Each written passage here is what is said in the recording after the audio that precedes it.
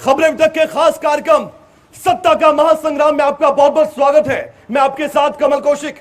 अब हम पहुंच चुके हैं हिसार जिले में। जी हां, वो हिसार जो खाद्यान्न क्षेत्र और रण क्षेत्र दोनों में हमेशा से कीर्तिमान स्थापित करता रहा है। यहां की जनता जागरूक जनता इसलिए मानी जाती है क्योंकि वोट डालने जाते हैं, समीकरण देखे जाते हैं, आखिरकार किसने क्या किया है वो देखा जाता है। इतिहास गौरवमयी है। याद कीजिए, स्वतंत्रता सेनानी हो या फिर स्वतंत्रता संग्राम की बात हो, हिसार ने हमेशा ही अपनी भागीदारी को सुनिश्चित किया है और इसलिए ऐतिहासिक शहर हिसार में आकर यहां के मुद्दों को बताना, देखना, समझना और समझाना और सीधा नेताओं से सवाल करना, यह सबसे ज्यादा जरूरी है। चलिए शुरुआत करते हैं, परिचय करवा देते हैं। आज हिसार को लेकर बहुत से सवाल हमारे मन में हैं। यहां से बड़े बड़े नेता अपनी किस्मत एक बार फिर से आजमा रहे हैं। जो मेहमान हमारे बीच मौजूद है, बीजेपी से ईश्वर मालवाल साहब हमारे साथ मौजूद हैं, वो अपनी बात रखेंगे बीजेपी की तरफ से। योगेश सियाग साहब जो कि कांग्रेस की तरफ से पक्ष रखेंगे। विपिन गोयल साहब जो कि जेडीपी का पक्ष रखते नजर आएंगे। संजय भूरा साहब आम आदमी पार्टी की तरफ से और अंत में इनेलो की तरफ से अन्नू सूरा जी, आपका भी बहुत बहुत स्वागत है इस चर्चा में। क्योंकि सत्ता पक्ष से सबसे पहले सवाल होता है और सत्ता में 10 साल रहना यानी कि सत्ता विरोधी लहर एक फैक्टर आपके विरोधी इस पर जरूर कहते हैं। जो वायदे दावे किए गए थे हिसार के लिए, शहर के लिए, जनता के लिए, क्या वो पूरे हुए? बिल्कुल पूरे हुए। सबसे पहले तो मैं आपको सत्ता का महासंग्राम में सभी प्रदेशवासियों को, देशवासियों को हार्दिक शुभकामनाएं देना चाहता हूं, प्रणाम करना चाहता हूं। आपने कहा कि आप 10 साल सरकार में रहे। मैं आपको भी ये बताना चाहता हूं, जनता तो सभी जानती है, भारतीय जनता पार्टी की 10 साल सरकार रही और अगली तीसरी योजना सेंटर में अब भी चल रही है। हरियाणा में भी कुछ दिन बाद बन जाएगी। तो 10 साल में हमने जितना शिक्षा पर काम किया, पहले किसी सरकार में इतना नहीं हुआ। आज आप जाकर के देखिए, छोटे छोटे गांव में भी कॉलेज बने हुए हैं। हमने 10 साल में जितना स्वास्थ्य पर काम किया। पहले शिक्षा पर आ जाएं। विरोधी कहते हैं स्कूल बंद कर दिए, ये शिक्षा का क्षेत्र बढ़ाया आपने। विरोधियों का काम है विरोध करना, लेकिन जनता भी जानती है, आप भी जानते हैं, स्कूल कहीं कोई बंद नहीं किया गया। स्कूल में मर्ज वो किए हैं जहां पर आसपास के जो बच्चे किसी स्कूल में बहुत कम मात्रा में थे और उनको दूसरे स्कूल में भेज करके उनको सारी सुविधाएं, संख्या बढ़ाने का काम नहीं किया, स्कूल बंद कर दिया। स्कूल बंद नहीं किए। आज भी मैं कहता हूं स्कूल बंद नहीं किए। स्कूल वो आप कह सकते हो जिस गांव में, जिस क्षेत्र में बिल्कुल बच्चों की संख्या उस समय से कम चल रही थी, जो कांग्रेस के समय में केवल और केवल नाम मात्र पर ढकोसले थे स्कूल थे, आज हमने उन स्कूलों में इंफ्रास्ट्रक्चर तैयार करके उनमें सुख सुविधाएं दे करके बच्चों की शिक्षा का जो मापदंड बढ़ाया है। और यहाँ की स्कूलों की जो बात करो, आप ये देखिए मंगाड़ी जैसे गांव में भी कॉलेज बने हैं। बरवाड़ा में कॉलेज की मांग बहुत लंबे वर्षों से चल रही थी, बरवाड़ा में आज 2-2 कॉलेज चल रहे हैं। आप ITI की बात करें, आप नारनौंद में जब जाते हो माजरा पे ऊपर इतनी बड़ी आधुनिक ITI है। आप सूर्यवाड़ा चौक पर जाइए, इतनी आधुनिक ITI है, आपको लगता है कि हाँ बहुत बड़ा टेक्निकल कॉलेज चल रहा है। एजुकेशन से इस डिबेट को, इस चर्चा को शुरू किया तो मैं एजुकेशन में बात करूंगा। अब हिसाब आप भी ले रहे हैं और ये साहब आपसे हिसाब ले रहे हैं। हिसाब किताब का खेल चल रहा है। असल में पब्लिक के लिए कौन काम कर रहा है? देखिए, पब्लिक के लिए आपने देखा होगा पिछले 10 साल में भारतीय जनता पार्टी ने, चाहे किसान हो, जवान हो, पहलवान हो और चाहे शिक्षा की बात हो, हर क्षेत्र में खट्टर साहब ने 9.5 साल में बट्टा बिठा दिया हरियाणा का। आपने देखा होगा किसानों को 750 किसानों की शहादत पर एक शब्द भी नहीं बोल पाए खट्टर साहब। कभी उन्हें आतंकवादी कहा, कभी अलगाववादी कहा। किसानों को थोड़ी कहा, किसानों को जो धरना दे रहे थे टिकरी बॉर्डर पे, उनके लिए ये कहा कि ये किसान नहीं है। कितनी बड़ी शर्म की बात है। और वो आज उन्हीं किसानों से वोट मांग रहे हैं। किसानों ने मन बना लिया है। जो एजुकेशन सिस्टम पे मैं पहले बात कर रहा, किसानों पे तो बहुत बात करने वाला हूं, इसमें तो पूरी डिबेट भी चली जाएगी, अच्छे से करूंगा। एजुकेशन सिस्टम पे बात कर रहे थे, वो साहब कह रहे हैं कि हमने देखिए इतनी बड़ी बड़ी डिमांड थी, वो पूरी की। बरवाला का एग्जाम्पल दिया। देखिए, मैं शिक्षा की बात पे आता हूं। जिस तरह इन्होंने शिक्षा का क्षेत्र को बिल्कुल इन्होंने समाप्त कर दिया। आप देखिए 8,500 पद यूनिवर्सिटीज में असिस्टेंट प्रोफेसर के हैं, उसमें से आधे पद खाली है। मैं ये ऑन रिकॉर्ड बता रहा हूं। 10 साल में इन्होंने भर्ती क्यों नहीं की? युवाओं के रोजगार की बात हो, 2 लाख पद खुद मोदी जी ने माना है कि हम 2 लाख पद भरेंगे। आपने 10 साल तक उन पदों को क्यों नहीं भरा? पर्चे लीक हुए, आपके शासन के समय एसएससी में स्टाफ सिलेक्शन एचपीएससी परचून की दुकान की तरह बन गई और 1.5 करोड़ रुपया स्टाफ सिलेक्शन में पकड़ा गया। एफआईआर दर्ज हुई, लेकिन आज तक किसी को दोषी नहीं ठहराया गया। ठीक है, आरोप लग गए हैं तो जवाब भी लेंगे हम, आप नोट कर लीजिए। आम आदमी पार्टी और जेजेपी से मैं बात करना चाहूंगा। आम आदमी पार्टी कहां अपने आप को विकल्प बता रही? अभी बीजेपी कह रही है कांग्रेस के साथ टक्कर है, कांग्रेस कह रही है बीजेपी के साथ टक्कर है, इनेलो कह रही है कि त्रिकोणीय मुकाबला है हम तीनों के बीच, बीजेपी कांग्रेस इनेलो। फिर आप कहां से आ गए? देखिए, आपने जो शुरू किया मुद्दा शिक्षा, अगर बात शिक्षा की हो रही है तो आम आदमी पार्टी के सिवाय कोई विकल्प ही नहीं है हरियाणा के पास। हमारे पास पूरी दुनिया का सबसे अच्छा मॉडल दिल्ली के अंदर है शिक्षा के मामले में। तो रही बात कांग्रेस की, और हमारे साथी हैं बीजेपी वाले, वो कह रहे हैं कि ये बनाया वो बनाया। देखिए, बुनियादी शिक्षा होती है स्कूलों से। स्कूल ये दिन रात बंद कर रहे हैं, मर्ज के नाम पर स्कूलों का भट्ठा बैठा दिया इन्होंने। और स्ट्रक्चर देख लीजिए कितना बुरा स्ट्रक्चर है। लड़कियों के स्कूलों में टॉयलेट नहीं है, टीचर पूरे नहीं हैं, ऐसे हालात है स्कूलों की। तो शिक्षा के मामले में तो आम आदमी पार्टी बेशक विकल्प है आज, और हरियाणा की जनता विकल्प मान के चल रही है। इस मुद्दे पर आम आदमी पार्टी हरियाणा में चुनाव लड़ रही है। आप क्या कहते हैं एजुकेशन के मामले में हिसार कहां पर खड़ा है? देखिए, दुष्यंत चौटाला जी ने हर गांव में, लगभग 1500 गांव में बच्चों के लिए ई डिजिटल लाइब्रेरी खुलवाने का काम किया। क्योंकि शिक्षा का वैसे तो जवाब बीजेपी के देंगे, क्योंकि ये मंत्रालय हमारे पास नहीं था, लेकिन फिर भी हमने अपने मंत्रालय से हटकर हर गांव के अंदर डिजिटल लाइब्रेरी का काम हमने खुलवाने का काम किया, ताकि बच्चों को वहां अपनी शिक्षा पूरी करनी पड़े। ये जो सरकार आपने चला इनके साथ बहुत बढ़िया चली है, नहीं तो कोई आरोप भी नहीं लगेंगे आप तो बीजेपी की आपकी तरफ से? हमने बहुत बढ़िया 4.5 साल सरकार चलाई है। जो डिपार्टमेंट हमारे पास थे, हमारे पास एविएशन मिनिस्टर था। आज हिसार में देखिए आप अंतर्राष्ट्रीय हवाई अड्डा, जिसका श्रेय बीजेपी लेना चाहती है, लेकिन उसका सारा काम दुष्यंत चौटाला जी ने पिछले 4.5 साल में किया। 10,000 रनिंग फुट की पट्टी बनाकर उसको अलायंस इंडिया एयर हैदराबाद की कंपनी के साथ MOU करवाने का काम किया। सारा क्रेडिट आप ही लेंगे? एविएशन मिनिस्टर दुष्यंत जी तो हम ही लेंगे। तो मतलब हरियाणा सरकार और बाकी जो मंत्री मुख्यमंत्री कोई क्रेडिट नहीं लेगा, सिर्फ जेजेपी लेगी? हम गठबंधन सरकार में थे, हम एक ठीक है छोटे सहयोगी थे, लेकिन उस पर काम हमने किया। हमने महिलाओं के लिए 50% आरक्षण पंचायती राज में दिलवाने का काम किया। हमने राशन डिपो में 33%। आप कहेंगे पेंशन भी 3000 आपने करवाई? बिल्कुल करवाई। बीजेपी की तो सरकार राजस्थान में भी है, आप पूछिए वहाँ 1000 रुपए पेंशन है। आप मध्य प्रदेश में भी 1000 है, हमने 1800 से 3000 करवाई। ये प्रेशर था कॉमन मिनिमम प्रोग्राम का, जिसके आधे वादे अधूरे पड़े अभी। आप बताइए, इनेलो पार्टी क्या सोचती है आज? आप कब सत्ता में थे? आप अगर देखेंगे तो लगभग 20 साल होने को है। आज आप कैसे देखते हैं अपने आप को, क्यों आप सत्ता में आने वाले हैं? मैं तो सबसे पहले तो ये कहूंगी कि चिंता ना करो, अब की बार धराटे उठाएंगे, क्योंकि भाजपा और कांग्रेस दोनों को देख चुकी है। आपने शुरुआत करी थी शिक्षा से, और शिक्षा के मामले पे गोलमोल भी चीज़ें करी लोगों ने। स्कूल बंद और मर्ज करने की बात हुई थी, तो मैं यहाँ बताना चाहूँगी, जब आदमपुर बाई इलेक्शन था तब स्कूल बंद किए। खैरमपुर गांव, ढाणी मोहब्बतपुर गांव, धरने देखे थे हमने जब इलेक्शन हो रहा था उस दौरान, कि बच्चों ने धरने लगा रखे थे गांव में कि हमारे स्कूल बंद मत करो, और किए इन्होंने। ये बात करते हैं कि हमने शिक्षा को बढ़ावा दिया है। उसके बाद मैं कांग्रेस पे आना चाहूँगी। 10 साल पहले जब हुड्डा जी का राज था ना, तब हम खुद धरना लगाने वाले थे शहर के मेन चौकों पे। गीता बुक्कल होती थी शिक्षा मंत्री, और जो प्राइवेट स्कूल हैं उसके अंदर जो गरीब बच्चों के का कोटा होता है, वो कोटा तक खा गए थे ये लोग। इनेलो के राज के अंदर हर गांव में स्कूल अपग्रेड हुआ था जी। बिल्कुल हुआ था। अब मैं आपको काम बताती हूँ, हर गांव के अंदर जितनी फिरनियाँ पक्की कराई, फिरनियाँ बनाई, सारी हमारे राज में बनी। और मंडी बोर्ड के पैसे से गांव सड़कों का जो जाल बिछाया, वो चौटाला साहब के राज में बिछा। गांव के अंदर जितनी SC और बैकवर्ड कम्युनिटी की चौपाल बनी, सारी चौटाला साहब के राज में बनी हुई। उसके अलावा मैं आपको काम बना बनाया जो खेल है वो कैसे बिगड़ गया फिर इनेलो का? नहीं, खेल बिगाड़ने वालों को राजनीतिक बिगाड़ने वालों को आप जानते नहीं, वो तो जहाज उड़ा रहे हैं।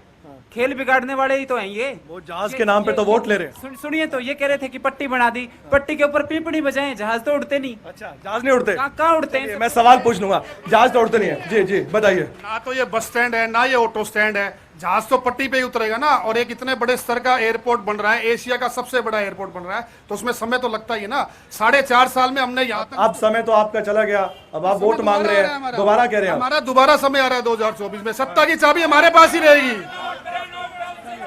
चलिए मैं यहाँ पर जो लोग मौजूद है एक एक सवाल कर लेता हूँ। अंकल जी कुछ कहना चाहते हैं, बताइए अंकल, बताइए सवाल आपका। और किससे? बीजेपी और जसपा ने दोनों ने मिलकर के हरियाणा को लूटा है, लूट मचाई है इन दोनों ने। और हरियाणा में कांग्रेस की सरकार आएगी, इनके खिलाफ मुकदमे दर्ज होंगे, अंदर जाएंगे जेलों में। ऐसा क्या कर दिया इन्होंने? ऐसा क्या इन्होंने लूटा है हरियाणा को, प्रदेश को लूटा है दोनों हाथों से। कोई सवाल हो तो बताइए, मैं भी पूछ लूं उनसे। सवाल बताइए कोई। इन्हें के बनाया क्या है? चिकित्सा के मामले में पीछे कोई एक क्षेत्र में कहीं एम्स बनाया नहीं, कोई हॉस्पिटल बनाया नहीं, कोई यूनिवर्सिटी बनाई नहीं, चलिए कोई इंस्टीट्यूट बनाया नहीं। जब हेल्थ का जिक्र हो गया, अब शिक्षा के बाद स्वास्थ्य की बात कर लेते हैं। सामान्य अस्पताल, हॉस्पिटल में क्या वाकई में डॉक्टर्स हैं? और डॉक्टर्स हैं तो क्या सफिशिएंट हैं, ये आप मानते हैं? पहले सवाल तो ये मेरे पास। बिल्कुल है। आप जो है हॉस्पिटल में जाकर देखिए, मैं जनता से भी कहना चाहूँगा कि आज सारी दवाइयाँ फ्री मिल रही हैं। सब गवर्नमेंट के हॉस्पिटलों में सारे इंस्टीट्यूट हैं, सर उतने हैं। देखो नीट का पेपर की बात यह है कि आज भी डॉक्टरों की भर्ती चल रही है, डॉक्टरों के यहाँ कहीं कोई कमी नहीं है। चाहे एमडी डॉक्टर की बात करें, चाहे यूरोलॉजिस्ट की करें, किसी भी करें। एक मिनट, क्या कह रहे हैं भाई साहब, क्या कह रहे हैं, क्या कह रहे हैं? इनकी दवाइयां फेल हो रही हैं प्रयोगशाला में और पेपर लीक हो रहे हैं, इनसे पेपर नहीं करवाए जा रहे। ठीक है। अब हेल्थ पर बात कर रहे हैं। भाई साहब कह रहे हैं दवाइयाँ सफिशिएंट है, इलाज भी हो रहा है, डॉक्टर भी पूरे हैं, ज्यादा तो नहीं है, मतलब इधर उधर लगवाने के लिए पूरे हैं। अब ऐसे में कांग्रेस पार्टी क्या कहती है? जब इन्होंने सब कुछ कर दिया तो कुछ करने के लिए वायदे तो है ही नहीं, फिर तो खत्म ही कर दिए इन्होंने मुद्दे। देखिए, अगर कुछ किया ही होता तो इन्हें अपने बीच में रातों रात ना तो मुख्यमंत्री बदलने की नौबत आती। पहले हेल्थ पर बात करते हैं, हेल्थ पे ही पूरी राजनीति पर बात करेंगे, पूरा मौका देंगे आप। बिल्कुल, हेल्थ की मैं बता रहा हूं कि इन्होंने 10 साल में हिसार में एक हॉस्पिटल है, इतनी जर्जर हालत में है, इनसे एक सिविल हॉस्पिटल नहीं बन पाया। आज उनकी हालत आप देख सकते हो, बारिश के समय में पानी गिरता है और आप देखिए एक बेड पे 2-2, 3-3 पेशेंट का इलाज किया जाता है। बताइए भाई साहब, देखिए या तो ये झूठ बोल रहे हैं या फिर सच बता रहे हैं, आईना दिखा रहे हैं आपको। देखिए मैं आपको एक बात बताना चाहूंगा, आप खुद जा करके देखिए सिविल हॉस्पिटल। मैंने सुना तो है बिल्डिंग की तो हालत ठीक नहीं है, सुना होगा। नहीं, हमारी जो रिपोर्टिंग है वो ग्राउंड से ही रहती है, हमारे रिपोर्टर यहाँ पर रहते हैं, बातचीत कर रहा था मैं, और ये मुद्दा मैंने लिखा भी है हॉस्पिटल का। ऐसी बात मत कीजिए। मैं ये कहना चाहता हूँ, यदि आप फोटो पुरानी बिल्डिंग का कांग्रेस के टाइम का फोटो लेकर के दिखाओगे तो जर्जर दिखाई देगी, लेकिन अब जो नई बिल्डिंग बनी है उसमें जो फैकल्टी। सूरज जी कुछ कहना चाहते हैं इस मुद्दे पे? आपने जिक्र किया सिविल हॉस्पिटल का, मैं बताना चाहूंगी कि हिसार में एक टीबी हॉस्पिटल भी है। वहां अगर कोई मरीज जाता है तो पहले मुहूर्त पूछ के जाता है पंडित जी से, भाई इसका लेंटर किस तारीख को गिरेगा, कहीं ऐसा ना हो हमारे ऊपर ही गिर जाए। मैं तो कहती हूँ इनको जाके देखें एक बार, वहाँ 2 घंटे रह। हाँ जी, सत्ता पक्ष से सवाल आप पर दागे जाएंगे। हम रोज जाते हैं, जाके देखिए नहीं, हम रोज जाते हैं। क्या करते हैं आप जाके? हमारे वहाँ पर जो है हम गरीबों को दवाइयाँ, गरीबों को ब्लड, गरीबों की टीबी हॉस्पिटल की बात कर रहे हैं। देखिए टीबी हॉस्पिटल में कोई दिक्कत नहीं, टीबी का इलाज अच्छी तरीके से होता है। और हिसार ठीक है, जो भी सवाल है सीधा, सब कुछ सही है, ये झूठ या तो आप झूठ बोल रहे हैं दोनों, या यही सच्चे हैं राजा हरिश्चंद्र? मैं कहती हूँ कि अगर इनके अंदर हिम्मत है तो लाइव चलो। अभी लाइव तो हो ही रहा है, लाइव तो बातचीत कर लेंगे ना, पब्लिक जनता सब जानती है, जनता सब जानती है हेल्थ के बारे में। हेल्थ सिस्टम क्या यहाँ हिसार में सब ठीक है? जैसे आप सिविल हॉस्पिटल में जाओगे, वहाँ पे बारिश के समय में गोटे गोटे पानी भरते हैं। अच्छा, जल निकासी का मुद्दा है। हाँ, जल निकासी का मुद्दा है। हॉस्पिटल पर कुछ कह रहे थे सर? मैं ये कहना चाहता हूँ सर, हिसार का सिविल हॉस्पिटल बहुत बड़ा हॉस्पिटल है, लेकिन उसके सामने पूरे नॉर्थ इंडिया का सबसे बड़ा हॉस्पिटल बनाने वाले ये लोग, इसका शिलान्यास करने वाला हिसार का मेयर और मिलके परसेंटेज के ऊपर काम करने वाले ये लोग हैं, ये कमल के लोग हैं। इनका कमल उल्टा होगा इस बार। शिक्षा का नाश तो इन्होंने कर ही दिया है। जब से स्कूल मर्ज हुए हैं, शिक्षा के साथ खूब खिलवाड़ किया गया है। एक औरत यही चाहती है कि एक शिक्षा भी दी जाए और उसका घर का खर्चा भी सही चले, लेकिन सिलेंडर के दाम इतने बढ़े हुए हैं कि वो कह रहे 500 रुपए कर दिए हमने चुनाव से पहले। वो तो घोषणा पड़ता है, अभी भी 800 रुपए में आ रहा है। 500 बिल्कुल नहीं है, 500 बिल्कुल नहीं। महिलाओं खिलाड़ियों का भी अपमान किया गया, महिला खिलाड़ियों का भी अपमान जी किया गया। चुनाव के लिए कर रहे हैं, वोटों के लिए पहले करते हैं, अगर सिलेंडर कमी करने। ठीक है, और अब भी कौन सा कर दिया? महिला खिलाड़ियों के साथ भी अपमान, उनके पैरों के तले रोंदा गया उनको। और क्यों रोंदा? उस समय नहीं पहुंचे ये लोग बिल्कुल भी। वहाँ महिलाओं का इन्होंने बुरी तरह से इनके साथ अन्याय किया गया, उनको घसीटा गया, मारा गया। क्या वो देश की बेटियां नहीं थी? ठीक है, बताइए इधर से सवाल। ऐसी सरकार पहली बार देखी है जो एक व्यक्ति को कच्चा कर्मचारी की गारंटी दे रही है। HKRN के तहत कह रही है कि हम उसको पूरी उम्र कच्चा रखेंगे। इस प्रदेश में लाखों की संख्या में सरकारी पद खाली है, पर इतना बड़ा एक युवा पीढ़ी के साथ शोषण क्यों? पूछना ठीक है, इधर से जल निकासी का सवाल, इधर से हॉस्पिटल का सवाल, इधर से स्पोर्ट्स पर्संस का सवाल यानी खिलाड़ियों का सवाल, इधर से गैस सिलेंडर का सवाल। अभी कई सवाल इकट्ठे हो गए, लेकिन हेल्थ पर एक छोटा छोटा जवाब, उसके बाद रोजगार पर आऊंगा और शहर के मूल मुद्दों पर आऊंगा। कौशिक जी, हेल्थ का तो ये हाल है जैसा भाइयों ने भी बताया। आयुष्मान कार्ड की हालत राशन कार्ड से बुरी हो गई है। आयुष्मान कार्ड सिर्फ नाम का कार्ड रह गया है, जो ये बड़े बड़े दावे करते हैं ना आयुष्मान के नाम पे। दूसरी बात, जितने भी आयुष्मान कार्ड के जितने भी हमारे हॉस्पिटल थे प्राइवेट, रिश्वत दे दे के उस योजना से बाहर निकल रहे हैं कि ये पैसे लो, 5 लाख रो, 10 लाख रो, हम इलाज नहीं कर सकते, सरकारी पैनल से हमें हटा दो। मोहल्ला क्लिनिक खोलनी चाहिए यहाँ पर। सरकारी पैनल से हमें हटा दो। प्राइवेट स्कूल सरकारी पैनल से भाग रहे हैं क्योंकि उनके भुगतान नहीं हो रहे। मरीज वहां पर इतना बुरा डिस्क्रिमिनेशन हो रहा है उनका, इतना अपमान हो रहा है उनका आयुष्मान कार्ड का। हेल्थ जो काम होना चाहिए था वो नहीं हुआ। तो आप क्या कर रहे थे फिर सरकार नहीं, हमने कोशिश करी, लेकिन मैं बता, आप क्या कर रहे थे? ये मंत्रालय माननीय अनिल विज जी आप ऐसे थोड़ी सर, विभाग उनके पास था तो आप सब देख रहे थे। अगर चोर चोरी करता रहेगा देखते रहेंगे, भाई दूसरे पड़ोसी घर में हो रही है, हमारे हमें क्या दिक्कत? ये सारा होती रहे। इसका जवाब तो बीजेपी वाले दे सकते हैं, मैं तो मेरा जवाब दे सकता हूं। आप सरकार में भागीदारी तो रखते थे ना। ये तो मैं तो जो मंत्रालय था उन पे ही बात कर सकते हैं ना। अगर हमारे पास मंत्रालय नहीं, उस पर हम कैसे बात आपने करें? जब 3000 रुपए पेंशन दबाव लगा के कर दी तो यहाँ पर विकास नहीं करा सकते थे दबाव बनाकर। तो मैं तो कह रहा हूँ कि जो काम होना था, हम तो एक्सेप्ट कर रहे हैं इस बात को। हम एक्सेप्ट कर रहे हैं कि जो काम होना चाहिए था वो नहीं हुआ। हम एक्सेप्ट कर रहे हैं इस बात को। इस आधार पर गठबंधन तोड़ा, बताना आप। 5100 रुपए पेंशन जो हमारा सीट शेयरिंग के फॉर्मूले पर गठबंधन तोड़ा गया है। सीट शेयरिंग के फॉर्मूले पर गठबंधन तोड़ा गया है। ना किसानों के मुद्दे पर तोड़ा गया, ना हेल्थ सिस्टम के मुद्दे पर तोड़ा गया है, ना किसी और मुद्दे पर तोड़ा गया। इसको आप बता दीजिए अगर मैं झूठ बोल रहा हूँ। आप सुनिए, सीट शेयरिंग का मामला था। हमने माननीय मुख्यमंत्री जी को यह भी कहा कि हम एक भी सीट पर चुनाव नहीं लड़ेंगे, आप 5100 रुपए हमारी पेंशन कर दो। ये बात थी। लेकिन अब रोजगार का मुद्दा एक एक करके, जो भी अगर आपको लग रहा है झूठ बोल रहे हैं, मैं आपके पास आऊंगा, आप सच्चाई बता दीजिएगा। रोजगार का मुद्दा, एक भाई साहब वहां पर बैठे हैं, युवा है, और उनकी तरफ से यह मुद्दा आया है कि HKRN में कच्चे कर्मचारियों को हमेशा कच्चा करने की गारंटी आप दे रहे हैं, ये क्या है? HKRN के कर्मचारियों को कच्चा करने की गारंटी नहीं, पक्का कर दिए गए हैं। और मैं आपको ये बताना चाहता हूं, आज कांग्रेस की सरकार में HCS की किस तरह से पक्का किया आपने, मुझे बता दीजिए, मेरा भी ज्ञानवर्धन हो जाएगा। रोजगार की यदि बात करो, आप गांव में जाकर के देखिए, कच्चे कर्मचारियों को पक्का मतलब सरकारी नौकरी दे दी क्या आपने? अगर आप यहाँ पर दावे के साथ कहते हैं तो मैं इसको प्रसारित कर दूंगा चैनल पर। जो भी कच्चे कर्मचारी थे उनको माननीय मुख्यमंत्री जी ने पक्के करने, पक्का कैसे सर? कर दिया, उनका सिस्टम बना दिया। कौन सा ऑर्डिनेंस था, नाम बता दीजिए आप। कौन सा अध्यादेश था, नाम बता दीजिए। आपको नाम पता है? मैं ये कहता हूँ कि जो भी कच्चे अध्यादेश का नाम क्या था?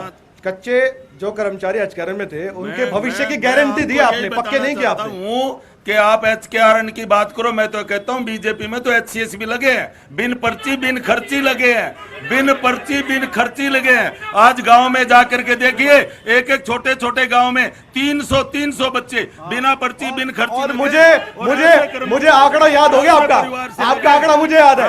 हर जगह जाता हूँ, आंकड़ा 1,44,000 नौकरियां दी है पक्की, है ना? एक एक गाँव में 300 आंकड़ा आपको मुझे याद हो गया। परिवार के बच्चे लगे हैं जो कि बिल्कुल गरीब और अब सुन रहे हैं, वो कह रहे पर्ची खर्ची, यानी कि ना तो लिख कर देते तब भी नौकरी नहीं मिलती, और अगर पैसा खर्च करो तब नौकरी नहीं मिलती, काबिलियत के दम पर नौकरी मिलती है, ये इनका दावा। मैं उसी बात पे आ रहा हूं। इन्होंने जो डिजर्विंग कैंडिडेट थे उन्हें रोजगार नहीं दिया। आपने देखा होगा अटैचियां पकड़ी गई थी स्टाफ सिलेक्शन में, और आपने ये भी देखा होगा, ये भाई कह रहे हैं भाजपा के प्रवक्ता की HCS लगे, इनको जो डिसेबल पर्सन है कि उसको HCS लगा दिया और उसका DL बना हुआ है ब्लाइंड का, और ये बिल्कुल मैं ऑन रिकॉर्ड बोल रहा हूं। और आज जो बेरोजगारी है हरियाणा में पूरे देश में सबसे ज्यादा है। ये जो पर्ची खर्ची की जो बात सामने आती है, ये कहां से आ गई?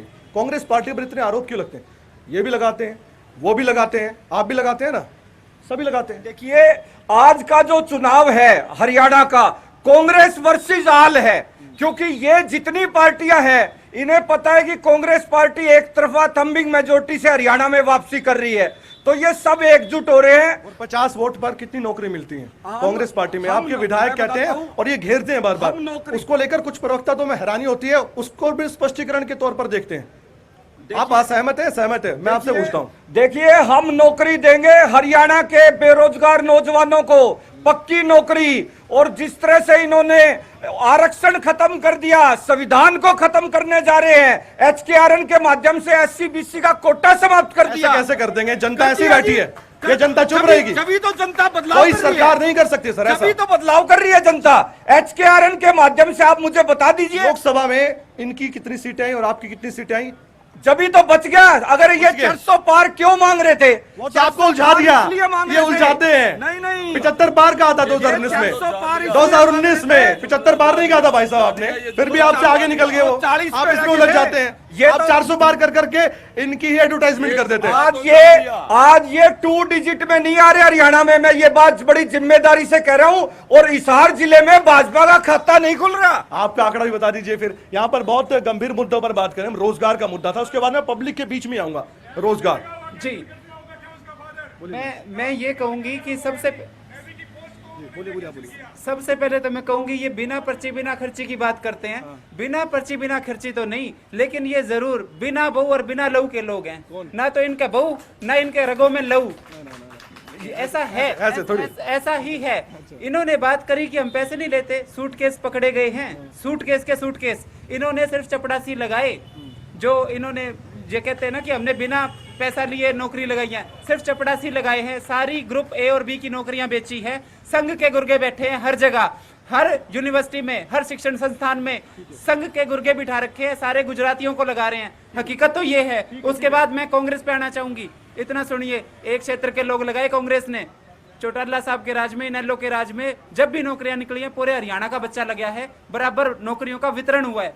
तो मैं तो ये कहूंगी डेफिनेटली, जो आरोप लगते हैं, जो सजा मिली और किस बिना पर मिली, और काफी लोग आपको आज भी घेरते हैं इस बात को लेकर। सजा मिली ना ओपी चौटाला साहब को, बिल्कुल। किस लिए मिली? बिल्कुल घेरते हैं। अगर 2 मिनट दो तो मैं बता भी दूंगी। 1 मिनट। पहला ऐसा केस था जिसमें खुद जजमेंट में ये कहा गया है कि पैसे का लेन देन नहीं हुआ। सारे बच्चे योग्य लगे हैं, जो लगे थे उनकी प्रमोशन हुई, सबकी प्रमोशन हुई है। जो शिकायत करता था उसको जेल हुई है। साजिश थी, बिल्कुल साजिश थी। आप मेरे को ये बताओ, क्या कोई हरियाणा में यकीन करेगा कि हुड्डा साहब ने अपने रोहतक वाले नहीं लगाए? कोई यकीन करेगा भजनलाल ने आदमपुर के? साथ में ये मैं इनसे पूछ लेता हूँ ना, काउंटर क्वेश्चन कर दिया तो मैं पूछ लेता हूँ। देखिए, क्षेत्रवाद, ये परिवारवाद, मैं वही बता रहा हूं। हरियाणा में समान रूप से पूरे प्रदेश का विकास हुआ है। जींद में रणबीर सिंह यूनिवर्सिटी है, वो कहाँ है? हिसार में लाला लाजपत। रोजगार से मैं पूछता हूँ कुछ, आप चले जाते कहीं। मैं उसी बात पर पूरे प्रदेश हिसार आइए, आप जाते हैं पानीपत, रोहतक। हरियाणा में समान रूप से रोजगार मिला है। आज रोजगार मिल रहा है। आप मैं आंकड़े बता रहा हूँ। SDO 78 SDO गुजरात से लगे हैं। इन्होंने क्यों डोमिसाइल की सीमा? ये बात टाल गए। मैं असली बात बताती हूँ। हमारे टाइम में पूरे हरियाणा में बराबर रोजगार दिए जाते थे, नौकरियां बेची नहीं जाती थी। और सुनो मेरी बात, वो तो चौटाला साहब थे, किसी के आगे झुके नहीं जेल काट के। वरना हुड्डा को देख लो ना, कागज तैयार बैठे हैं। गिग्गी बनती है बीजेपी से। अच्छा, और रोजगार JDP क्या आपका ताल्लुकात है उससे? रोजगार के लिए तो हमने एक बहुत बढ़िया स्कीम बनाई थी कि 75% आरक्षण हम निजी नौकरियों में दें। अटक गया तो वो किसने करा? वो अटकाने वाले भी कांग्रेस के लोग हैं। वो कांग्रेस के लोग हैं जो कोर्ट में गए थे। और रही बात कांग्रेस की, बात आ रही थी, ये वही कांग्रेस है जिसने 63,000 एकड़ जमीन किसानों की। अंकल जी कह रहे हैं तो कोई नहीं, वोट काटू है। तो उनके कहने से क्या होगा? ये तो पब्लिक बताएगी क्या है। ये कांग्रेस के लोग हैं। ये 63,000 एकड़ जमीन सेक्शन 6 लगाकर हुड्डा सरकार में किसानों की लूटी गई थी। और अभी ताजा 834 करोड़ की प्रॉपर्टी भूपेंद्र हुड्डा की ED और CBI ने अटैच की है। बिल्कुल रोजगार मिला। आपने जैसा कहा JJP के साथी से, इनके दुष्यंत चौटाला जी को रोजगार मिला। अभी हवाई अड्डा कर रहे हैं ना, इनका बहुत प्रेम है इस हवाई अड्डे से, क्योंकि सैकड़ों एकड़ जमीन कोटी के भाव लेके इन्होंने करोड़ों के भाव बेची है। आप लाइए एविडेंस, कोर्ट में जाइए। ऐसे कहने से क्या होगा? कोर्ट किस लिए? इनका प्रेम है, विधानसभा में जवाब नहीं दे पाई है, विधानसभा में जवाब नहीं दे पाई। FIR कराइए, एविडेंस लाइए। ऐसे कहने से क्या होता है? वो भी आएगा, सब चीज आएंगी, हर चीज आएगी। अभी समझौता हो रहा है, कुछ दिन रुकिए, जैसे समझौता टूटेगा। समझौता क्या? बीजेपी के साथ समझौता है। समझौता है बीजेपी और इनके साथ, हमारा कोई समझौता नहीं है। किसके साथ समझौता है बताइए? सीधा सवाल सर, सीधा सवाल करूंगा। जितने पार्टियों के लोग खड़े हैं, इस पार्टी के बारे में तो मैं कुछ बोलना नहीं चाहूंगा। 10 विधानसभा हल्के बेच के खा गए। हरियाणा की जनता ने बीजेपी के खिलाफ वोट इनको दिया था, इन्होंने 10 विधानसभा हल्के बेचे। अब मैं सवाल करूंगा भाजपा के प्रवक्ता से, अगर आप असली भाजपाई हो, मालविया साहब जवाब दे करके जाना। मैं एक सरकारी कर्मचारी हूं और यहां मेरे ख्याल से और बतेरे कर्मचारी बैठे हैं। आप लोगों ने सबसे पहला डाका 2004 में कर्मचारी की पेंशन पे डाल दिया। उसके बाद जब एनपीएस लेकर के आए, आप हमारी पेंशन खा गए और अब डुगडुगी बजा के आपके महामानव मोदी जी यूपीएस लेकर के आए, हमारा एनपीएस का पैसा भी खा गए। मैं आपसे पूछना चाहता हूं, आपकी पार्टी के कितने सांसद, आपकी पार्टी के कितने विधायक, आपकी पार्टी के कितने मंत्री हैं जिन्होंने पेंशन छोड़ी है और जिन्होंने। सर, मैं पहला सवाल करना चाहूंगा कांग्रेस के जो प्रवक्ता खड़े उनसे। ये अभी कह रहे थे कि कांग्रेस के प्रवक्ता कह रहे थे कि कांग्रेस वर्सेस आल है। ये ठीक कह रहे हैं, कांग्रेस वर्सेस आल है, क्योंकि जितने घोटाले इनकी सरकार में हो सबने मिलकर नहीं किए होंगे। दूसरी बात, इन्होंने जो बात कही कोयला घोटाला सबसे बड़ा सवाल ये सर, सवाल ये है कि बीजेपी वाले ये सारे कांग्रेसी बैठे हैं सर, जब चीख रहे कांग्रेसी बैठे हैं सर, देख आप बोलिए ना। सवाल मेरा बीजेपी वालों से ये है, इन्होंने आयुष्मान योजना एक शुरू कर दी। आयुष्मान योजना में फ्री इलाज के लिए इन्होंने कह दिया कि फ्री इलाज करेंगे आयुष्मान योजना में। एक भी व्यक्ति का अगर हिसार हॉस्पिटल में फ्री इलाज होता हो तो आप बता दो। और कोई सवाल बताइए। मेरा बड़ा संजीव है भाई साहब बीजेपी वाले से। इन्होंने कहा रोजगार दिया। पूरे भारत में जो HKRM है, बाबा साहब के संविधान पर आपने डाका डाला है। आप एक श्वेत पत्र जारी करिए कि उनमें SC और BC के कितने युवाओं को आपने नौकरी दी है। ठीक है, एक मुद्दा। दूसरा, 3 साल से गरीब बच्चों को आपने वजीफा नहीं दिया, उन बच्चों के ऊपर आपने डाका डाला, उनकी शिक्षा के ऊपर। स्कॉलरशिप का मुद्दा है और HKRM में कह रहे हैं श्वेत पत्र जारी करें। जल्दी से बताइएगा प्लीज। सवाल इतना है, मैं भाजपा साहब ओपीएस के ऊपर मैं ये कहना चाहता हूं, इस बार हरियाणा के 3 लाख कर्मचारी जिसमें 20,000 अकेले आपके जिला हिसार में है, वोट फॉर ओपीएस करेंगे हमारे बुढ़ापे के लिए। किसी का सवाल, कोई हिसार के मुद्दे पर बात करना चाहता है आपसे? क्राइम बताइए, कानून व्यवस्था। पैसा कमा के भी इंसान सेफ नहीं है, अपने लिए कमाता है। यहाँ पे कितनी गोलियां चली हैं पूरे हरियाणा में, क्राइम आप सभी से पूछ लो कितना आई है। अच्छा। और इनके जो खेल मंत्री थे, खुद एक प्लेयर को छेड़ने के आरोप में थे, इनके जो खेल मंत्री थे बीजेपी के। कानून व्यवस्था, व्यापारियों को फिरौती धमकी कुछ मिलता है क्या यहाँ पे? बहुत ज्यादा सर, 40 राउंड फायरिंग हुई है। ठीक है। हाँ जी, कानून व्यवस्था से जुड़ा हुआ कोई सवाल आपका? बताइए, क्या कह रहे थे आप? यहाँ पे एक होंडा की एजेंसी थी, उनके ऊपर बहुत गोलियां चली, 68 गोलियां चलाई गई। बदमाशी है यहाँ पे। सर, ये हिसार विकास की बात करते हैं। मैं जेजेपी प्रवक्ता और बीजेपी से पूछना चाहता हूं कि ये जो 5 साल में 6 बार जो उद्घाटन हो गया है इसका एयरपोर्ट का, वो क्या था? और सूर्यनगर में 5 साल से पुल बने ना, 49 करोड़ जिसकी लागत थी, अब 75 करोड़ कर दी, उसमें कौन सा सोना लगा रहे हैं ये? तो ये तो हमें बता दें। ये कौन सी बात है भाई साहब? पुल वाली सबसे पहले अब ताजा सवाल आया, उसके बाद मैं ओपीएस पर भी आऊंगा और कानून व्यवस्था पर भी आऊंगा। ये ब्रिज जो बन रहा है वो क्या मसला है? ये बजट कैसे बढ़ जाता है समय से? हमें बता दीजिए, कोई काम धंधा ऐसा हो हम भी अमीर बन जाए। देखिए, हरियाणा में एक कहावत है, सच्चाई छुप नहीं सकती कभी बनावट के असूलों से, खुशबू आ नहीं सकती कभी कागज के फूलों से। अभी जनता में कहा है कि सारे कांग्रेसी बैठे हैं, ये परिपलान है, ये सारे कांग्रेसी बैठे हैं। कांग्रेसी कौन है यहाँ पे? वो कांग्रेसी है? कौन से कांग्रेसी है यहाँ पे? आप कांग्रेस से? आप कांग्रेस है माता जी? आप कांग्रेस पार्टी से हैं? हाँ, देखिए, ये कह रहे हैं मोदी से। आप कहाँ के हैं? यही के रहने वाले हैं। हमारे को सब कुछ देता है मोदी, क्या नहीं देता? ये कह रहे हैं मोदी के, आप कह रहे हैं कांग्रेस के हैं? मोदी के हैं, खाने को देता है, पीने को देता है, घर देता है, सिलेंडर देता है, और क्या चाहिए गरीबों को? बताइए भाई साहब, ऐसा मत कीजिए ना, ऐसा मत। सब जगह के लोग हैं, आपके अलग अलग वर्ग के लोग हैं, आपके भी समर्थक हैं, उनके भी समर्थक हैं, सारे कांग्रेसी थोड़ी हो जाएंगे।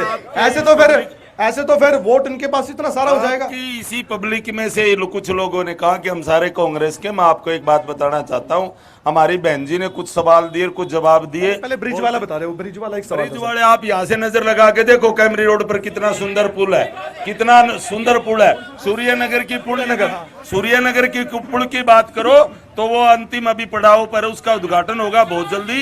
इतना सुंदर पुल बना है, सूर्यनगर की 4 लाइनों को पार कर। यहाँ से 3 से 4 किलोमीटर हमारे डिप्टी स्पीकर है, रणवीर गंगवा जी का गांव है, उनकी ससुराल आर्यनगर है। जाके मौके पर रोड देख लीजिए जी, जो अपने गांव से लेकर अपनी ससुराल का रोड नहीं बनवा सकते 10 साल में, वो क्या विकास करेंगे?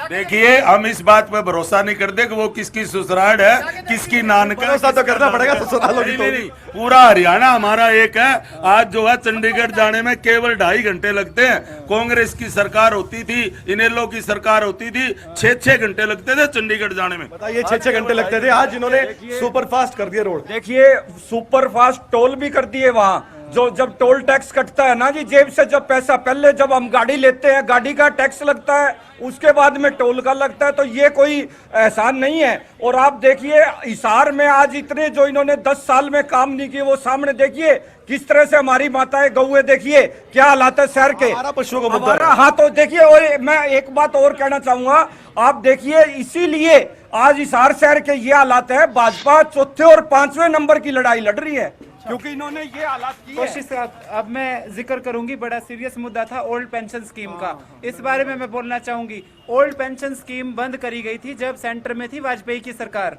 और उन्होंने छोड़ा था राज्यों पे कि राज्यों की सरकारें चाहें तो वो अपने राज्य में पेंशन देनी है नहीं देनी वो डिसाइड करेंगे।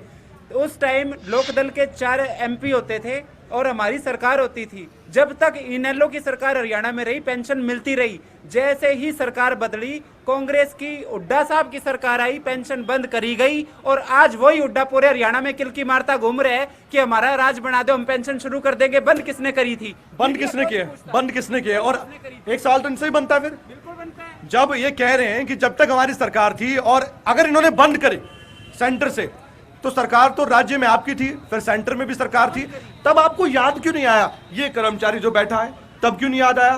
तब इनसे वोट लेने क्या नहीं बनते थे? 2009 में फिर सरकार बना दी, फिर आपको याद नहीं आया? आज जब इतना ज्यादा समय हो गया सत्ता से बाहर होते होते, फिर आप कह रहे हैं कि हम ओपीएस ला देंगे। देखिए, ऐसा नहीं है, हमने ओपीएस कर्नाटक में लागू करी, हिमाचल में लागू की, और जो उस समय बंद हुई किन्हीं कारणों से हमने समीक्षा की कि जनता के हित में ये ओपीएस होनी चाहिए, इसलिए हमने समीक्षा कब की? समीक्षा को पार्टी टाइम टू टाइम करती है। कहीं भी अगर कोई आपकी सरकार कब आई? नहीं, हमारी सरकार तो 2014 में चली गई थी। और बनी कब थी? बनी हमारी 2005 में है। और ओपीएस कब बंद हुई थी? ओपीएस बंद हुई है 2006 में। और उसके बाद उस समीक्षा करते रहे आप? बिल्कुल। 2007, 8, 9, 10, 11, 12, 13, 14, 8 साल समीक्षा करते रहे। मतलब अभी समीक्षा की 8 साल, फिर आपने फिर समीक्षा की, फिर आपको लगा हिमाचल में भी सरकार नहीं बन रही, वहां पर ओपीएस लागू की हमने, लागू कर दिया, कर्नाटक में लागू की। आपको लगा कि हरियाणा में सरकार आ जाएगी। नहीं, जो हमारे स्टेट है, जहां भी हमारी सरकार है वहां हम लागू कर रहे हैं। और आप देखिए, देखिए हमारी जहां भी सरकार अब है, हमारी हर जगह ओपीएस लागू है। आप सीधा कह रहे हैं कि सरकार आएगी ओपीएस लागू करेंगे, आप इसी पर घेर रहे हैं। ये जितने कर्मचारी हैं ओपीएस तो चाहते ही होंगे, वो चाहते हैं कि ओल्ड पेंशन स्कीम मिल जाए, उसमें बहुत बेनिफिट्स हैं, ये भी किसी से छिपा नहीं है। जो जानते हैं वो जानते हैं, क्यों कर्मचारी रोडों पर आते हैं, सड़कों पर आते हैं, आपसे मीटिंग्स करते हैं। आपको इस मुद्दे पर आपको नहीं लगता आपके विरोधी फंसाते हैं आपको? विरोधी कहाँ फंसाते हैं? विरोधी तो सच्चाई बताते हैं। बहन जी ने अभी बताया नहीं कि ओपीएस और पेंशन किसने बंद की। भाई साहब ने अभी एक्सेप्ट नहीं किया कि सरकार हमारी कब से कब तक थी, बंद कब हुई, तो किसने बंद की पेंशन? अब मैं बात करता हूं, पेंशन वो कह तो रहे हैं अटल जी की सरकार थी तब बंद हुई। अब ये कह रहे कह तो रही है, अगर उनकी बात मान ही रहे तो ये भी मान लीजिए कि आपकी सरकार ने बंद करी। नहीं, बंद तो कांग्रेस ने की। नहीं। अब ये बताओ कि अब जो है ना, ये जुमला ढूंढ रहे हो। क्या कह रहे हो? मैं कहती हूँ दोनों चोर हैं पेंशन के, और उसके अलावा ये किलकी मारते हैं किसानों के नाम पे कांग्रेसी। 3 काले कानून लिखे किसने? मैं पहले ओपीएस पर जेजेपी और आम आदमी पार्टी का भी तो पक्ष रख लूं। ये कर्मचारी और लोग यहाँ पर देख रहे हैं, ओपीएस एक बड़ा मुद्दा कर्मचारियों से, इसलिए थोड़ा सा अटका हुआ हूं मैं इस पे। जी, ओपीएस पे हमारा स्टैंड शुरू से क्लियर था, और अभी हमने जो हमारा नया घोषणा पत्र आया तो उसमें हमने कहा कि हमारी क्लियर सरकार आती है। क्लियर, हाँ, ये कंडीशन अप्लाई पहले कर दीजिएगा, क्लियर फिर सरकार धोखा सा लगता है। हम एक छोटे से सहयोगी थे, हम अपनी बात रख सकते हैं, हम क्लियर सरकार आएगी तो हम लागू करेंगे। रही बात इन भाई साहब ने कहा था 10 विधायकों वाली बात, ये बिल्कुल सत्य है। हम मानते हैं कि हमने बीजेपी के खिलाफ वोट मांगा, हमारे 10 विधायक आए। सबसे पहले हमने भूपेंद्र सिंह हुड्डा से, कांग्रेस से बात की कि अगर आप सरकार बनाना चाहे तो हम आपका समर्थन करेंगे। उन्होंने बिल्कुल साफ मना कर दिया। मतलब कांग्रेस से गठबंधन तो हो सकता है अगर कुछ हिसाब किताब बना तो ऊपर नीचे। नहीं, संकेत दे रहे ना, संकेत दे रहे ना। पिछली 19 की बात कर रहा हूँ, उन्होंने साफ कहा, क्योंकि उनको ईडी का डर था, सरकार लाना नहीं चाहते थे।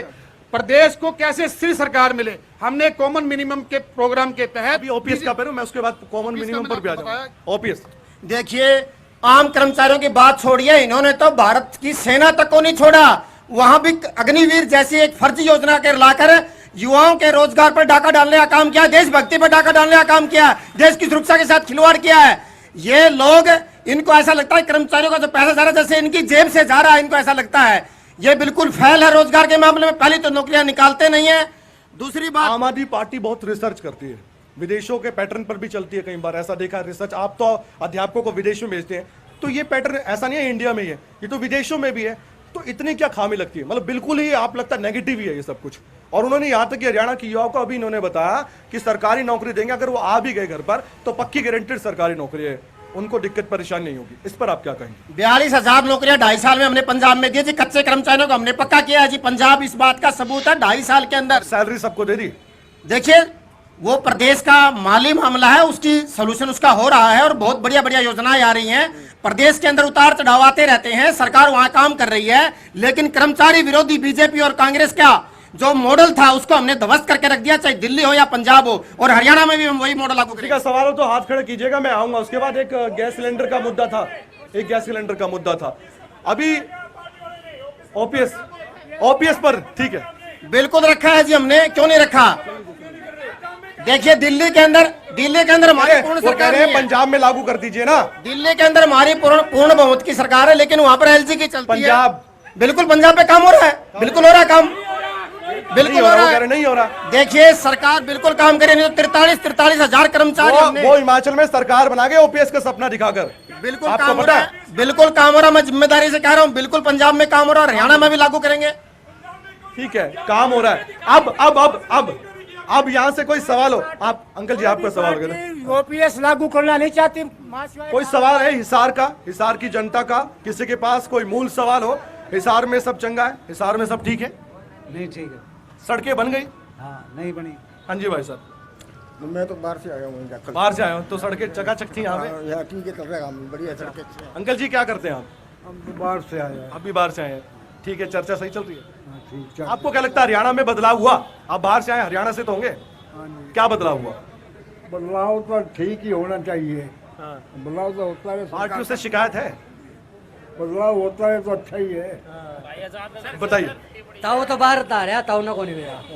भाई साहब ने कहा था पुल बनया है, पुल का अंडरपास देख के जागा, अंडरपास देख के आगे जागा है। किसी भी भाई से पूछूं मैं, अंडरपास देख के भाई किसी ने जागा है, इतने पैसे बर्बाद करवाने लग रहे थे हम। जब से बारिश हुई है तब तक का पानी भरा हुआ है, अभी तक पानी नहीं सूखा। स्थानीय निवासी है ना, बनाया आप इस चीज से परेशान है। अंडर ब्रिज, यानी आप कह रहे हैं मुद्दा बड़ा है, और यहाँ पर जल निकासी का मुद्दा है, एक मुद्दा यहाँ से भी आ रहा है। हाँ जी, मैं बीजेपी प्रवक्ता से ये पूछना चाहता हूँ कि बीजेपी पार्टी अपने आप को अनुशासित कहती है और ईमानदार कहती है, और यहाँ हिसार में मेयर साहब भी और कमल गुप्ता जी बीजेपी पार्टी से थे, उन्होंने अच्छा काम वो कहते हमने किया। अगर इतना ही अच्छा काम किया तो दोनों आज आमने सामने क्यों हैं? इसका जवाब बीजेपी। ठीक है, ये गुटबाजी की कुछ संकेत दे रहे हैं, वो कह रहे हैं कि आमने सामने आपके कुछ नेता है, पहले वो जवाब, और अंडरब्रिज का जवाब मैं जरूर लूंगा। बहुत आक्रोशित एक युवा नजर आ रहे थे यहाँ पर, पहले बताइए गुटबाजी तो नहीं होगी बीजेपी में? ये लोकतंत्र में हर कोई चाहता है चुनाव लड़ना, ये कहाँ की गुटबाजी है? चुनाव लड़ना तो मैं भी चाहता हूँ, ये कौन सी बात है?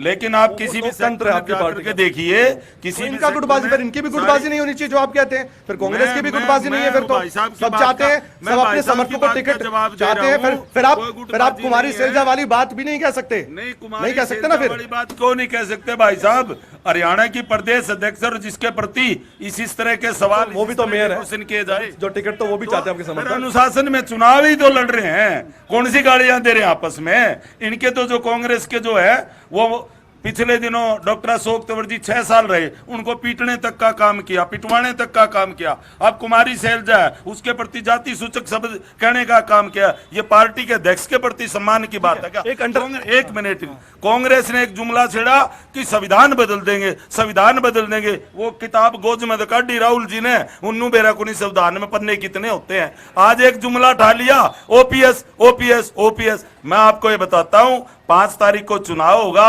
8 तारीख को नतीजे आएंगे, ये जुमले ध्वस्त हो जाएंगे और कांग्रेस व अन्य पार्टियों की सबकी जमानतें जब्त होगी और बहुमत से सरकार बनेगी। देखिए एक बात तो स्पष्ट हो गई, भारतीय जनता पार्टी क्लियर मान रही है कि हम ओपीएस नहीं देंगे, नहीं लागू करेंगे। इन्होंने तो अपना स्पष्ट एजेंडा दे दिया। कह रहे हम तो यूपीएस लिया है, उसमें कर्मचारियों का भलाई है, इनको लगता है। वो जनता जो इनके 10 साल का हमने इनसे हरियाणा मांगे हिसाब में हर हिसाब मांगना चाहा, परंतु इन्होंने नहीं दिया। अब जनता वोट की चोट से इनका हिसाब करने जा रही है 5 तारीख को।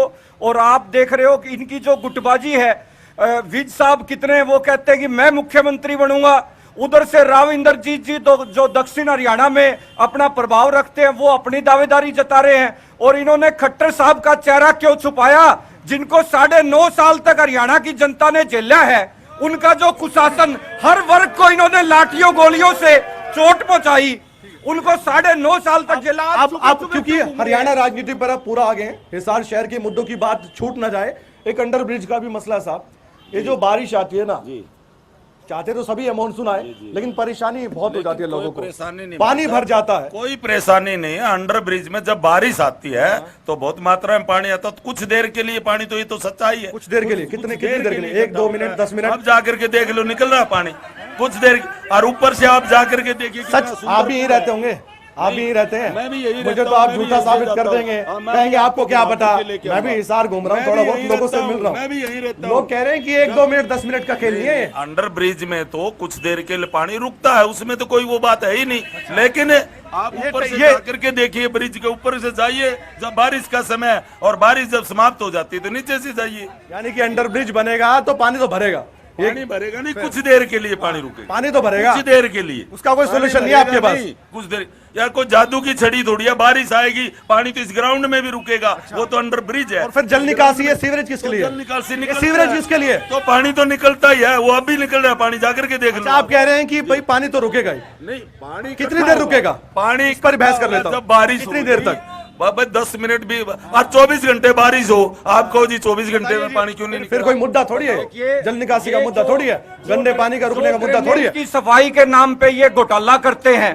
वो बारिश के समय ना तो सफाई करते, ना वो, इस वजह से ये दिक्कतें आती है। और मैं आपको बता दूं, इन्होंने हिसार में एक यासी कंपनी है, लोकल मुद्दा आता हूं, नगर निगम में प्रॉपर्टी आईडी के नाम पे, उसमें करोड़ों रुपए का घोटाला। कुछ कह रहे हैं वो जितनी दूर से आकर कह रहे हैं। दिन से बारिश नहीं हुई ना, अभी जाके देखो भरा पड़ा है वो। कहाँ पे, कौन सी जगह है?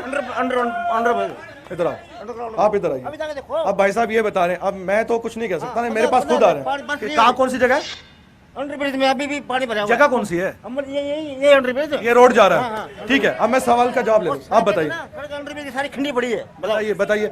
अब 15 दिन तक बारिश नहीं हुई, अब बताइए ये अब ये कौन सी टेक्नोलॉजी है? या तो कोई प्लानिंग है कि वहां से पानी को रिसाइकिल करना है, लोगों को पिलाना है, या तो ऐसी योजना हो। ऐसे है, आप मौसम विभाग के फोन करके पूछिए कि बारिश 15 दिन से हुई नहीं है, 4 दिन पहले भी बारिश हुई है। ऐसा बाढ़ तो नहीं आई ना? कोई ऐसी बाढ़ तो नहीं आई की कि पानी रुका रहेगा? अभी मैं देख रहा हूँ पसीने आ रहे तरबतर, कहीं बारिश का मौसम नहीं दिख रहा। 3-4 दिन से बारिश नहीं हुई। आप 20 मिनट की बात कर रहे थे भाई साहब, फंस गए आप फंस गए, आप फंस गए, चलो इस मुद्दे फंस गए। चलो मेरे साथ।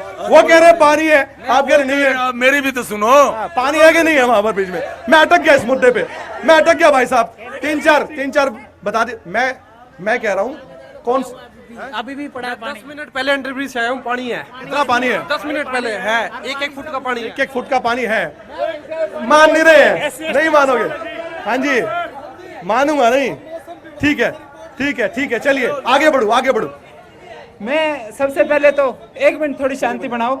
मैं सबसे पहले तो अभी मेरे को इसी पब्लिक में से एक व्यक्ति ने आके बताया, सुभाष पुनिया किरतान गांव से अभी आके बताया कि हमारा बेटा 8वीं रैंक एयरफोर्स में सिलेक्शन हो जाता है और 2 साल बाद उसको कह देते हैं कि नौकरी नहीं मिलेगी। वो बाप आज यहाँ खड़ा है और आके खुद बोल नहीं पाए, मेरे को आके बताया उन्होंने। यही वो देखिए, वो आपके सामने खड़े हैं, हाथ ऊपर करके बताओ जी आप, किरतान गाँव से। ये हालात हैं, युवा बच्चों के साथ ये खेल कर रही है बीजेपी। उसके बाद मैं ये कहूंगी, बिल्कुल स्पष्टता से ये समझना भी जरूरी है जनता के लिए कि इन दोनों में जो फर्क है, ये बंटी बबली हैं दोनों बिल्कुल है। ओल्ड ओपीएस की बात करें, अध्यादेश लाने वाले वो, बंद करने वाले ये। और ये कह रहे क्या मंथन कर रहे थे 10 साल, उसके बाद काले कानून जो कि कृषि कानून आए, ड्राफ्ट करने वाली ये कांग्रेस, इनका बहुमत नहीं था, लागू करने वाले वो, ये भले बढ़ते अब जोड़ी मारते किसानों के। किसानों का मुद्दा आ गया और किसानों का बहुत गंभीर मुद्दा है, जवाब देंगे बीजेपी के प्रवक्ता। भाई साहब ये तो रिकॉर्ड की बात है,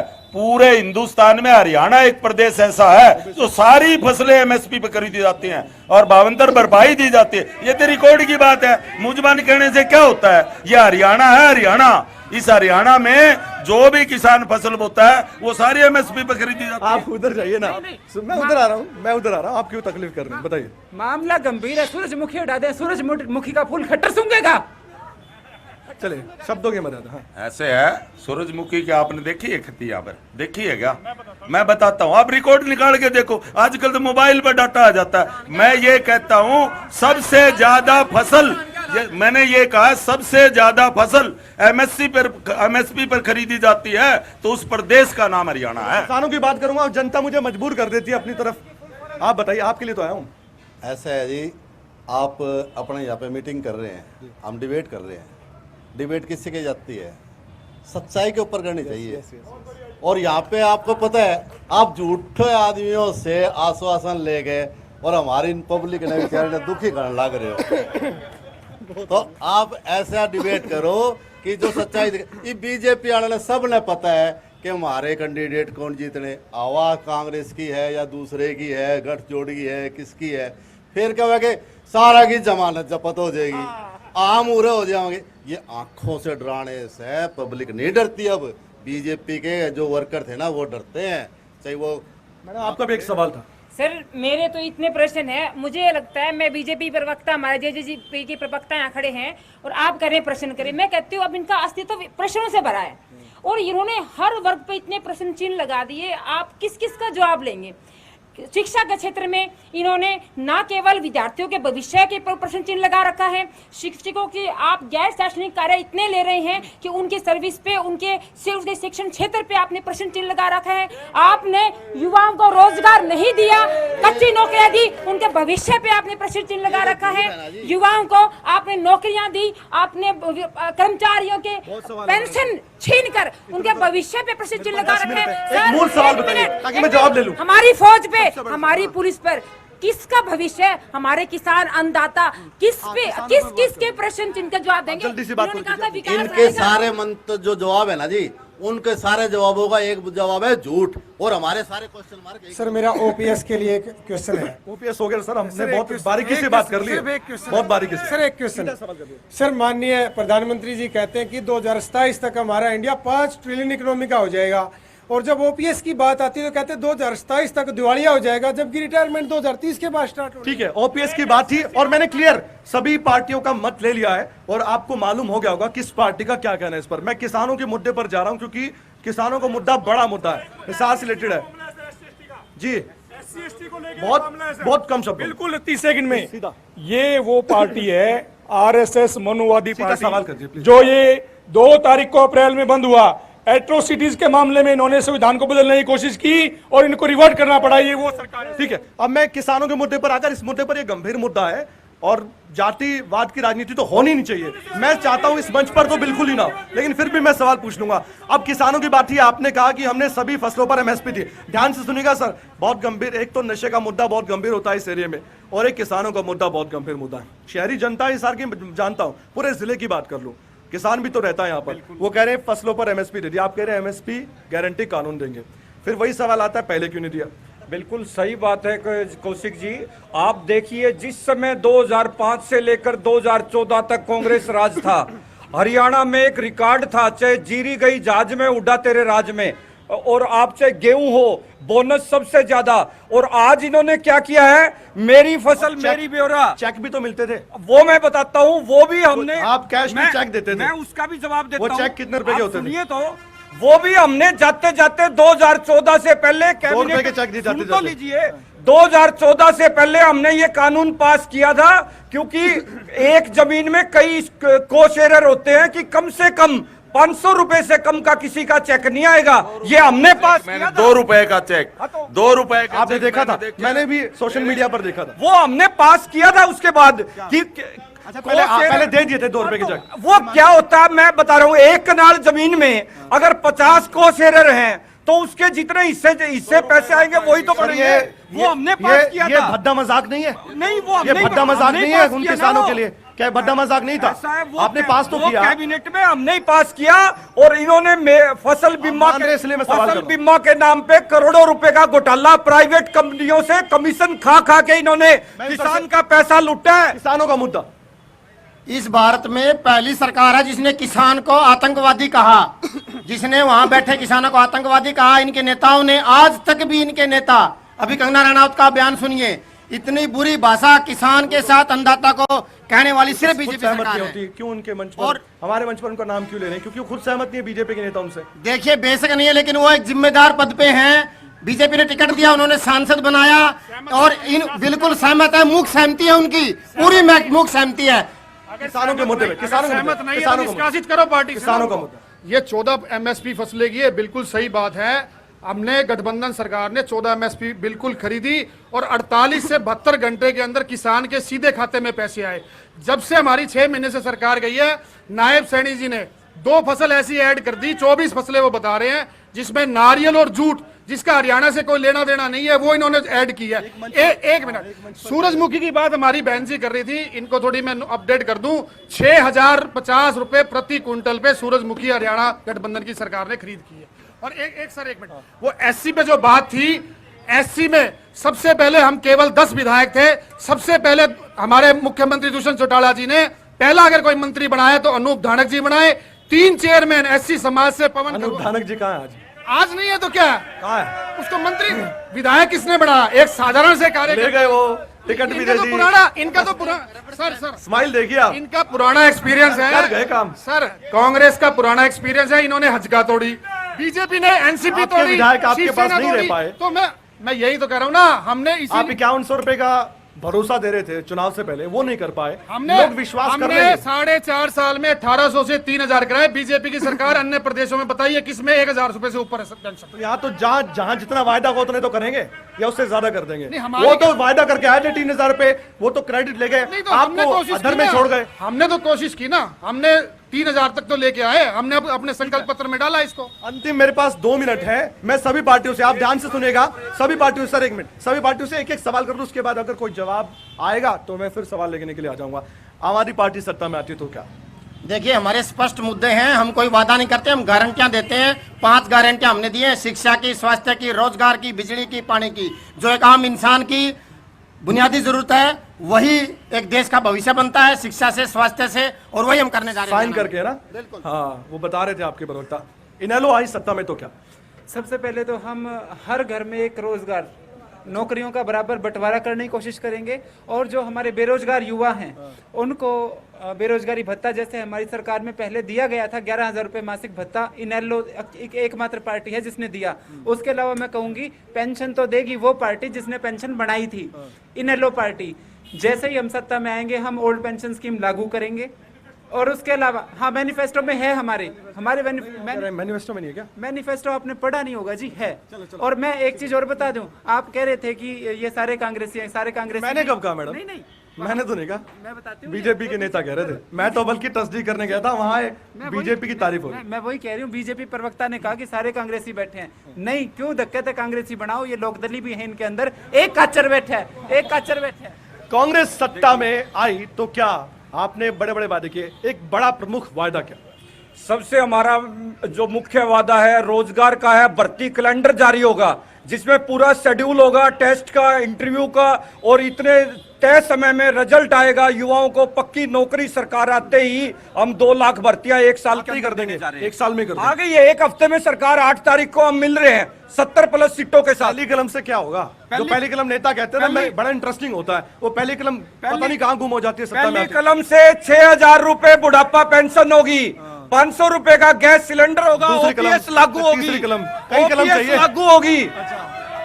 अब बीजेपी से सवाल, 10 साल रहे बहुत कुछ करने का दावा, लेकिन अब क्या रहेगा? 10 साल रहे और अब भी हमारा विकास का पहिया यूं का तू चल रहा है। आज भी बच्चों के पेपर चल रहे हैं, मेडिकल के बच्चों के अभी परसों पेपर हुए हैं। 2 लाख नौकरियां इसमें दी जाएंगी। महिलाओं के सम्मान में जो बूढ़ी बुजुर्ग महिलाएं थी 3000 रुपये पेंशन उनको दे रहे हैं हम। गृहिणी लक्ष्मी योजना के आधार पर जो भी शादीशुदा लड़की जिस दिन भी उसकी शादी हो जाएगी अगले ही दिन उसका पेंशन खाते में नाम आ जाएगा। 21 पेंशन कितनी दे रहे हैं? कितनी पेंशन बढ़ाएंगे? बुजुर्ग पेंशन कितनी बढ़ा रहे हैं आप आने वाले वक्त? देखो एवरेज के हिसाब से उनको पेंशन बढ़ाते रहेंगे तो पीछे 500 रुपए। मैं कहूँगा जैसे हम बढ़ाते रहे वो बढ़ती रहेगी। तो यही थी 500। मैं कहूँगा पेंशन जिस तरह से बढ़ती है वो विकास का पहिया रुकेगा नहीं, वो बढ़ता रहेगा। इनेलो, कांग्रेस, बीजेपी, जेजेपी और आम आदमी पार्टी, समय की कमी थी। आप सभी का बहुत बहुत धन्यवाद। वायदे दावे आपके थे, आपने कर लिए, लेकिन जनता तय करेगी। मेरे पास समय की कमी, बहुत बहुत माफी मैं चाहूंगा आप सभी से, मैं आपके पास नहीं आ पाया, मुझे मजबूरन यहाँ पर ये कार्यक्रम खत्म करना पड़ेगा। चर्चा हमारी जारी रहेगी, मुद्दे हमारे जारी रहेंगे, आपको हम बताते रहेंगे। चुनावी माहौल क्या है आप देख पा रहे हैं। 5 अक्टूबर को आपको तय करना है कि आखिरकार किसको सत्ता में लाना है, किसको सत्ता से बेदखल करना है, ये आपको ही पता है। मुद्दे क्या है, बस चुनावी माहौल खबरें तक पर देखते रहिए। हरियाणा का नंबर 1 न्यूज चैनल और नंबर 1 डिबेट शो खबरें तक का सत्ता का महासंग्राम। मिलेंगे सिरसा।